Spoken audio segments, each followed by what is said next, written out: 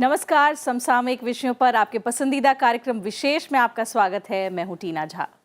हर देश की सबसे बड़ी चिंता होती है उसकी राष्ट्रीय सुरक्षा। इसके लिए सरकार का सबसे ज्यादा जोर अपनी सेना के सभी अंगों को समय के हिसाब से आधुनिक और मजबूत बनाने पर होता है। बढ़ती चुनौतियों और खतरों से निपटने के लिए सरकार न सिर्फ अपने देश में सुरक्षा से जुड़े हथियारों का निर्माण करती है, बल्कि दूसरे देशों से भी इसकी खरीदारी करती है, ताकि आसमान से लेकर समुद्र तक उसकी सुरक्षा का पूरा चाक चौबंद हो। भारत सरकार भी समय समय पर अपनी सेना की क्षमता को बढ़ाने और जरूरतों के मुताबिक दूसरे देशों से रक्षा सौदा करती रही है। हालांकि इन सौदों में सरकार की कोशिश होती है कि पूरी पारदर्शिता बरती जाए, लेकिन कंपनियों की आपसी होड़ और बिचौलियों की भूमिका कई बार इस सौदे पर सवालिया निशान खड़ा कर देते हैं। देश में कई ऐसे रक्षा सौदों में बिचौलियों की संदिग्ध भूमिका उजागर होती रही है। भारत सरकार ने 2010 में इटली की कंपनी फिनमैकेनिका की सहायक कंपनी अगुस्ता वेस्टलैंड के साथ 12 हेलीकॉप्टर खरीदने का सौदा किया था। इन हेलीकॉप्टरों का इस्तेमाल राष्ट्रपति और प्रधानमंत्री जैसे वीवीआईपी लोगों के लिए किया जाना था, लेकिन इटली में हुए जांच में पता चला कि इसके लिए अगुस्ता वेस्टलैंड के तत्कालीन चेयरमैन और कंपनी से जुड़े अन्य अधिकारियों ने कुछ बिचौलियों के साथ रिश्वत देकर ये डील पक्की की थी। इस जानकारी के बाद सरकार ने 2014 में ये डील रद्द कर दी। अब अगुस्ता वेस्टलैंड हेलीकॉप्टर घोटाले में शामिल बिचौलिए क्रिश्चियन मिशेल को दुबई से भारत लाया गया है, जो एक बड़ी सफलता है। तो आज विशेष में बात करेंगे क्रिश्चियन मिशेल के प्रत्यर्पण की। जानेंगे कि क्या है अगुस्ता वेस्टलैंड हेलीकॉप्टर घोटाला, इसकी खूबियों को, इसके साथ ही भारत में कुछ रक्षा सौदे घोटाले के बारे में भी बात करेंगे। तो आइए शुरू करते हैं आज का विशेष।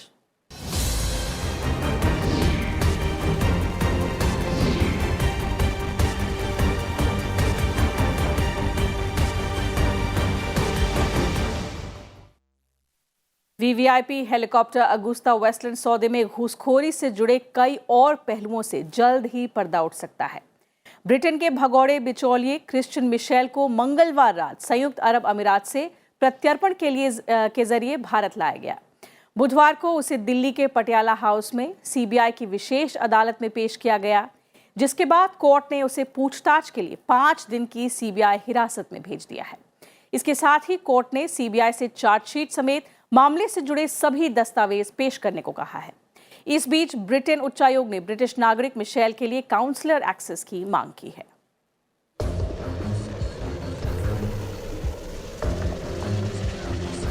पिछले कुछ सालों से अगुस्टा वेस्टलैंड हेलीकॉप्टर सौदा काफी सुर्खियों में है। 3600 करोड़ रुपए के अगुस्टा वेस्टलैंड हेलीकॉप्टर सौदे में भारतीय जांच एजेंसियों को बड़ी कामयाबी मिली है। वीवीआईपी हेलीकॉप्टर सौदे में वंचित बिचौलिए क्रिश्चियन मिशेल को मंगलवार देर रात संयुक्त अरब अमीरात से भारत लाया गया। सीबीआई की टीम मिशेल को दुबई से दिल्ली लाई। मंगलवार रात 10:35 पर गल्फ स्ट्रीम जेट विमान मिशेल को लेकर इंदिरा गांधी अंतर्राष्ट्रीय हवाई अड्डे पर उतरा। सीबीआई मुख्यालय में उससे पूछताछ की जा रही है। सौदे में घूसखोरी की जांच कर रही भारतीय जांच एजेंसियों के लिए इसे बड़ी कामयाबी माना जा रहा है। दुबई की सरकार ने मंगलवार को मिशेल के प्रत्यर्पण को मंजूरी दी। वहां की अदालत ने पिछले महीने ही प्रत्यर्पण के निचली अदालत के फैसले पर मुहर लगाई थी।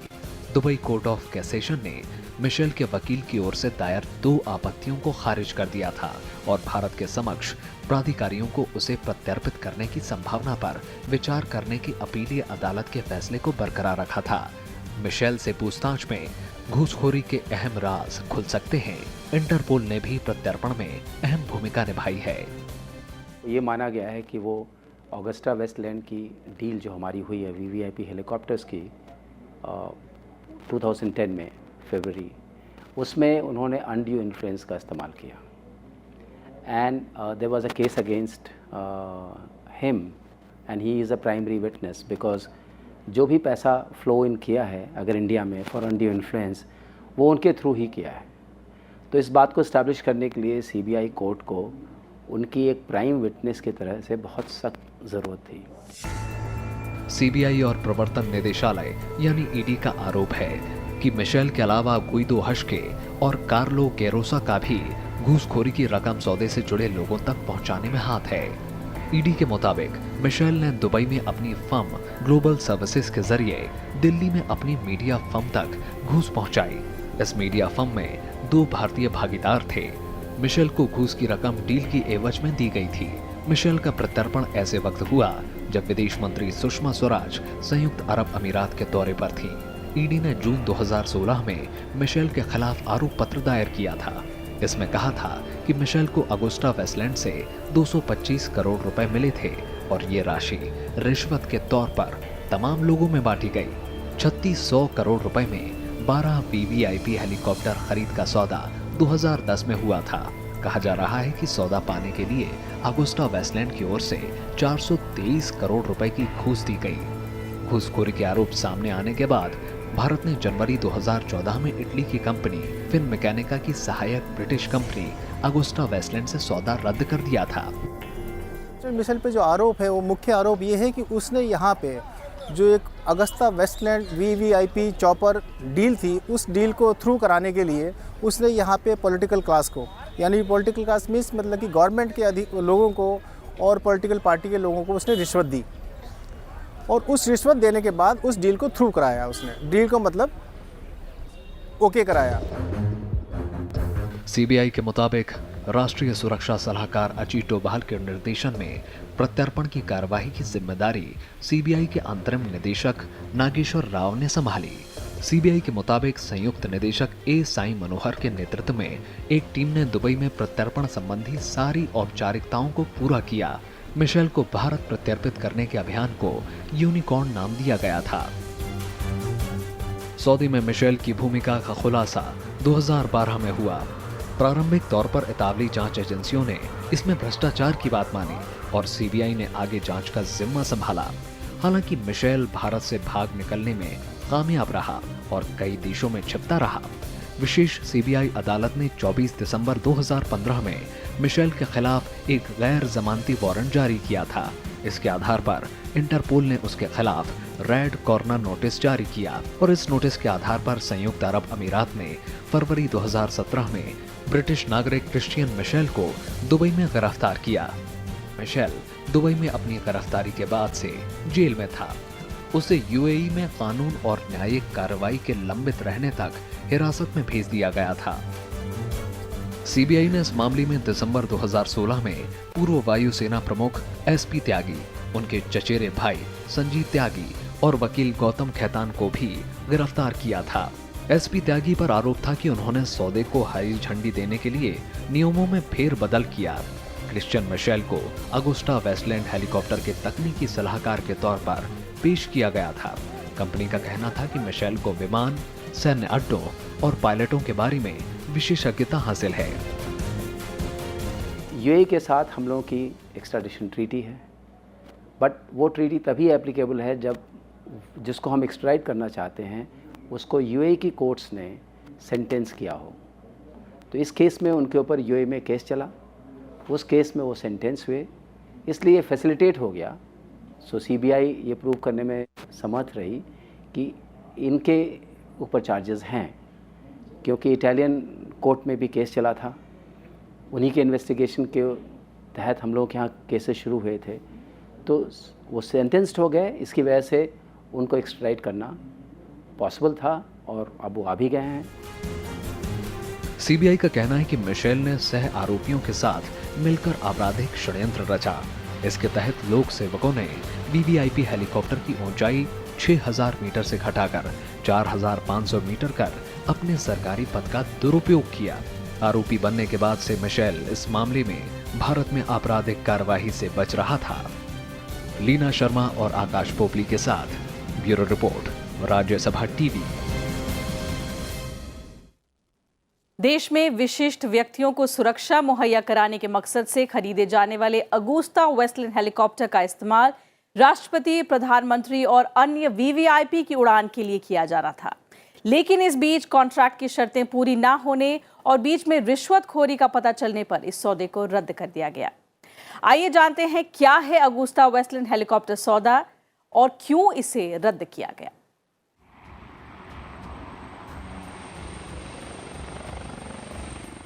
देश के अति विशिष्ट व्यक्तियों के लिए खरीदा जाने वाला अगुस्टा वेस्टलैंड हेलीकॉप्टर मामला तब सुर्खियों में आया जब साल 2012 में इटली के अटॉर्नी जनरल ऑफिस ने इस मामले की जांच शुरू की और 2012 के अंत में इस जांच के दौरान ही डील से जुड़े एक बिचौलिए गाइडो हिश्क को स्विट्जरलैंड से गिरफ्तार किया गया।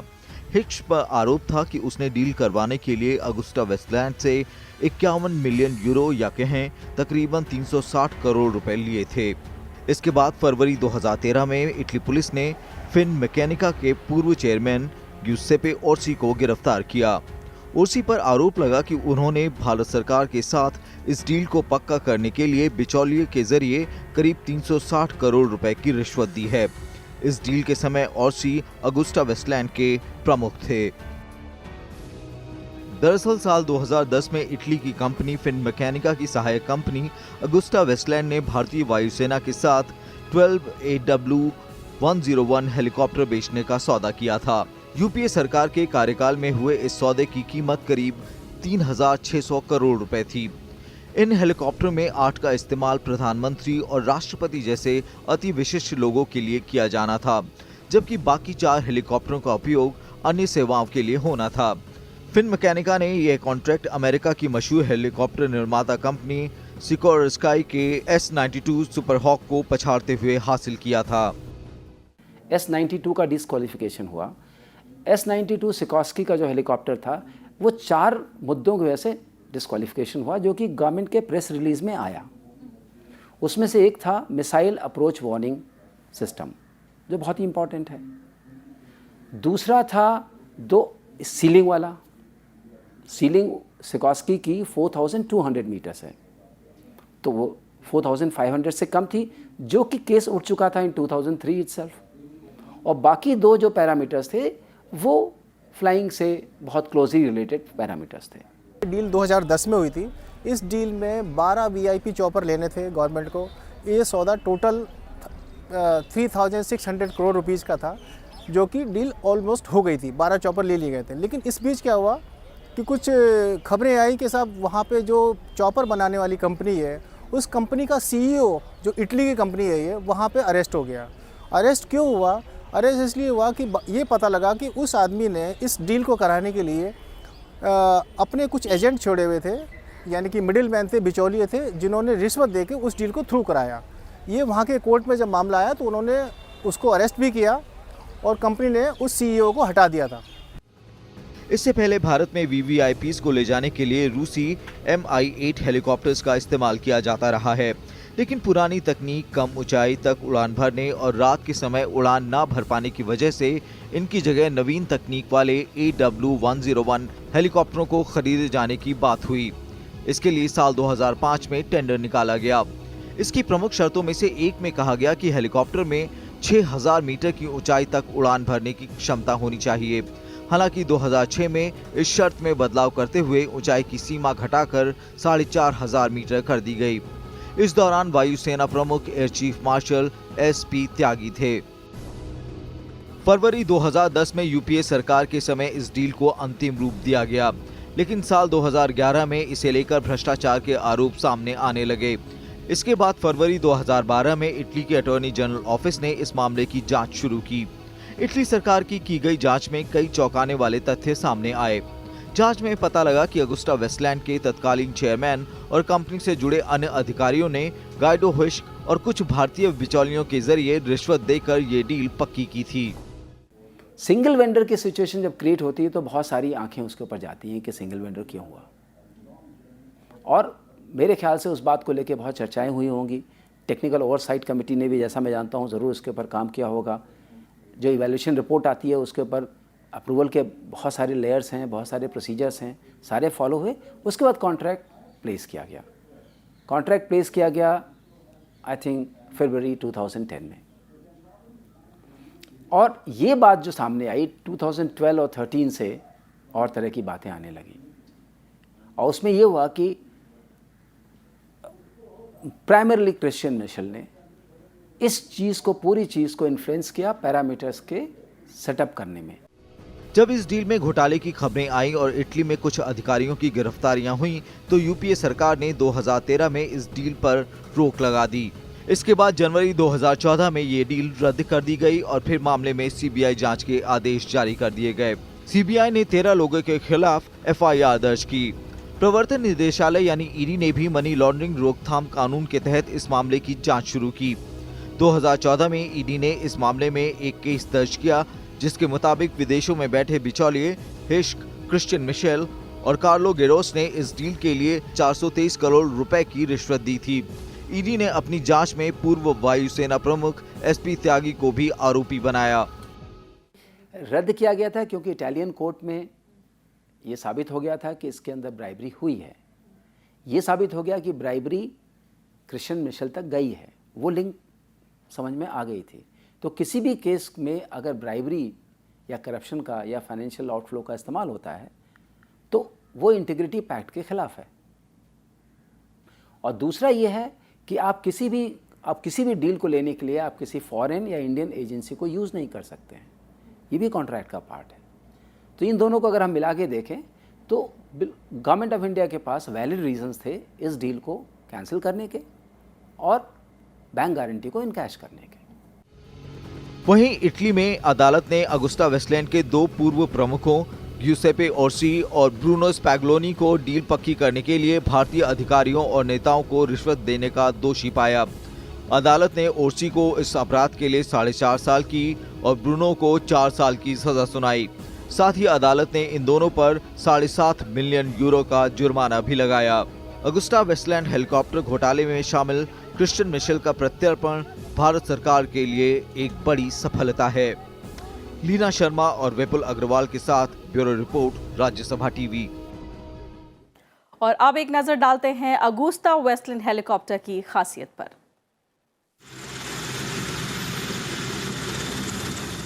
भारत में 1 दशक से ज्यादा समय से अगुस्टा वेस्टलैंड के वीवीआईपी हेलीकॉप्टर सुर्खियों में हैं।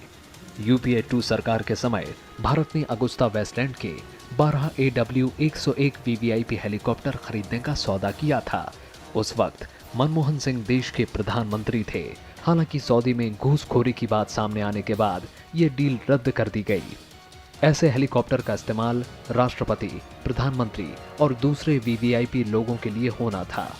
अब सवाल उठता है, आखिरकार कौन सी खासियत थी जिसकी वजह से भारत ने सौदे के लिए अगुस्टा वेस्टलैंड के हेलीकॉप्टर को चुना। आमतौर पर अगुस्टा वेस्टलैंड का हेलीकॉप्टर काफी बेहतर माना जाता है। इसे बनाने में सबसे आधुनिक तकनीक का इस्तेमाल किया जाता है। डिजाइन को सुरक्षा के लिहाज से भी काफी बेहतर बनाया जाता है। वीवीआईपी ड्यूटीज के लिए बहुत अच्छा है। इसके अंदर missile approach warning radar system जैसे मैं बताया था। फिर बीच में जब सीएनसी हो रही थी तो traffic collision system, air traffic collision system भी ऐड कर दिया गया था। इन्हांस्ड ग्राउंड प्रॉक्सिमिटी सिस्टम भी है, वार्निंग सिस्टम है। तो with all that system medical evacuation भी है। तो सारे सिस्टम्स हैं इस हेलीकॉप्टर्स में। वीवीआईपी ड्यूटीज़ के लिए हेलीकॉप्टर बिल्कुल अपनी जगह सही है। इसमें 2 पायलटों के लिए जगह होती है और जरूरत के हिसाब से 10 वीवीआईपी या 30 सैन्य कर्मी बैठ सकते हैं। इस तरह की श्रेणी में अगुस्टा वेस्टलैंड AW101 हेलीकॉप्टर में सबसे बड़ा केबिन होता है। यात्री केबिन में चल सकते हैं। ऐसे हेलीकॉप्टर का सबसे बड़ा केबिन 2.49 मीटर चौड़ा और 1.83 मीटर ऊंचा होता है। अगुस्टा वेस्टलैंड हेलीकॉप्टर का वजन करीब 8,600 किलोग्राम है, जबकि अधिकतम ले ऑफ वजन यानी यात्रियों के साथ इसका वजन 14,600 किलोग्राम है। इस हेलीकॉप्टर में 3 स्वतंत्र हाइड्रोलिक सिस्टम लगे होते हैं। हेलीकॉप्टर का एयरफ्रेम काफी मजबूत होता है। इसमें 3 मजबूत जनरल इलेक्ट्रिक सिटी टर्बोसॉफ्ट इंजन लगे होते हैं। हर इंजन को dedicated self ceiling fuel tank से ईंधन मिलता है, जो दोहरा बूस्टर पंप और क्रॉस फीड सिस्टम का उपयोग करता है। 3 ईंधन टैंक एक साथ 3,222 लीटर ईंधन रख सकते हैं। चौथा ईंधन टैंक भी होता है जो रिजर्व के तौर पर काम करता है। इस चौथे टैंक से हेलीकॉप्टर में हवा में ईंधन भरा जा सकता है। हेलीकॉप्टर की लंबाई 74.92 फीट और ऊंचाई 21.83 फीट है। ये हेलीकॉप्टर एक बार में 1,389 किलोमीटर की अधिकतम सीमा तक यात्रा कर सकता है। इसकी उड़ान की उच्चतम ऊंचाई 4,575 किलोमीटर है। ये हेलीकॉप्टर एक बार में अधिकतम 6 घंटे तक उड़ान भर सकते हैं। इसकी गति अधिकतम 281 किलोमीटर प्रति घंटा होती है। इस स्पीड में ये एक बार में 780 किलोमीटर की दूरी तय कर सकता है। या अगर आप टेक्निकल पैरामीटर्स की बात करते हैं, एज पर the vis-a-vis the role it is expected to perform, they are well in place. कमियां अगर आप बहुत सोचेंगे तो कमी यही कह सकते हैं कि 6000 मीटर्स की हाइट पे नहीं जा सकता है। इसकी सीलिंग जो है 4500 मीटर्स है। ऐसे हेलीकॉप्टर में दोनों तरफ मशीन गन फिट करने और बॉडी को बुलेट प्रूफ बनाने की सुविधा होती है। साथ ही इसमें 360 डिग्री का सर्वेलेंस रडार लगा होता है। हेलीकॉप्टर में आत्मरक्षा सूट भी मौजूद होता है। साथ में रिट्रैक्टेबल लैंडिंग गियर भी लगे होते हैं। अगुस्ता वेस्टलैंड हेलीकॉप्टर में हाई टेल बूम के जरिए वीवीआईपी की कारें सीधे पिछले एग्जिट तक आ सकती हैं। ऐसे हेलीकॉप्टर आर्कटिक से अंटार्कटिक तक दुनिया के सबसे दुर्गम और कठिन परिस्थितियों में सफलतापूर्वक संचालित हुए हैं। कई देश अगुस्ता वेस्टलैंड के इस हेलीकॉप्टर का इस्तेमाल वीवीआईपी लोगों के लिए करते हैं। विपुल अग्रवाल और आकाश पोपली के साथ ब्यूरो रिपोर्ट, राज्यसभा टीवी। रक्षा सौदों में बिचौलुओं की भूमिका और घोटाले का मामला कोई नया नहीं है। समय समय पर इसके खुलासे होते रहे हैं और राजनीतिक गलियारों में हड़कंप भी मचता रहा है। आजादी के बाद से ही ऐसे रक्षा घोटालों के खुलासे की खबर से कई बार सरकार आई तो कई बार नेताओं की कुर्सी गई भी है। आइए एक नजर डालते हैं देश में हुए बड़े रक्षा घोटालों पर।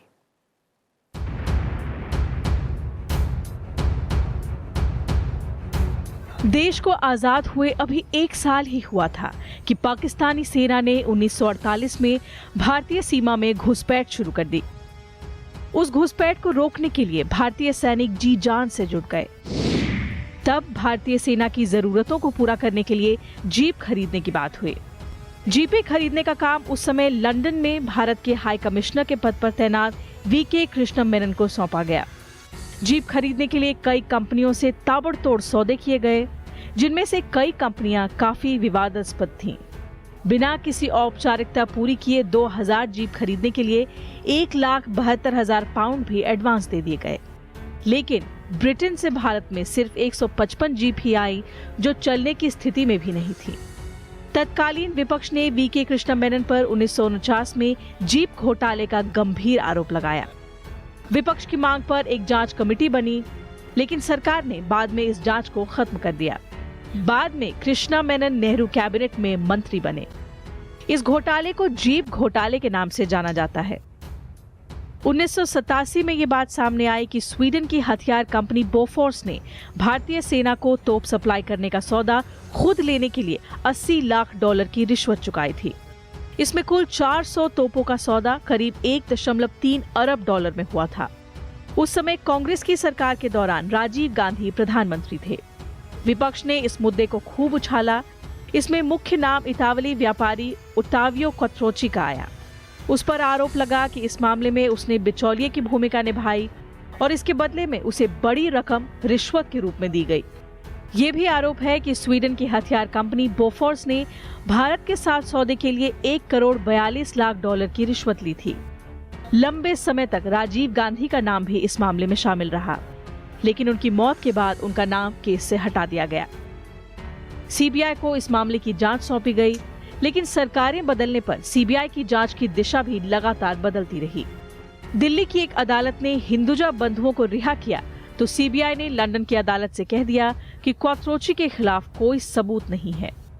जो सबसे पहले एक बड़ा प्रमुख केस है, जैसे आप सब लोग जानते हैं कि बोफोर्स तोप सौदा जिसको बोलते हैं, बोफोर्स गन डील, तो उसमें सबसे पहले ये रिश्वतखोरी का और बिचौलिए का मामला सामने आया था।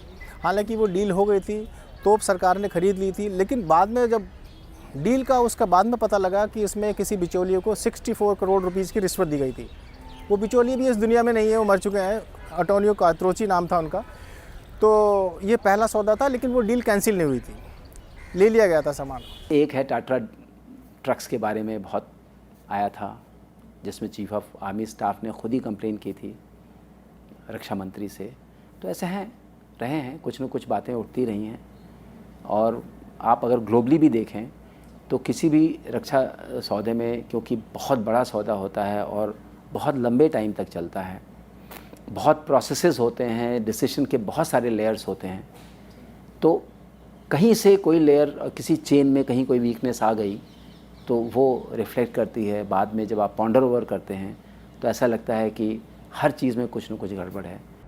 रक्षा मामलों में बिचौलियों की भूमिका हमेशा से संदिग्ध रही है। यहाँ तक कि 2012 में तत्कालीन सेना प्रमुख जनरल वीके सिंह ने आरोप लगाया कि टाटा ट्रक की डील के सिलसिले में उनको 14 करोड़ रुपए की रिश्वत की पेशकश की गई थी। इन ट्रकों की क्वालिटी को लेकर भी तब सवाल उठे थे। Bureau report, Rajya Sabha TV.